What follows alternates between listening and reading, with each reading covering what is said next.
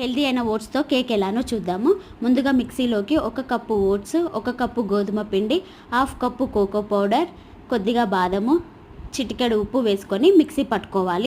ఇప్పుడు దీంట్లోకి 1 కప్పు బెల్లం తురుము, 1/2 table spoon baking soda, 1/2 table spoon baking powder, 1/2 table spoon vanilla essence, 1/2 cup పెరుగు, కొద్దిగా పాలు వేసుకుంటూ మిక్సీ పట్టుకోవాలి.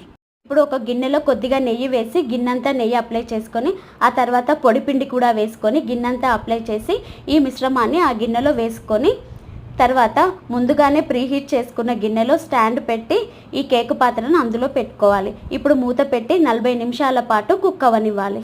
అంతే అండి, మన కేక్ రెడీ అయిపోయింది. ఎంతో హెల్దీ అయినా టేస్టీ అయినా మన ఓట్స్ కేక్ రెడీ. మీకు కనుక ఈ వీడియో నచ్చినట్లయితే please like and subscribe. Please follow for more.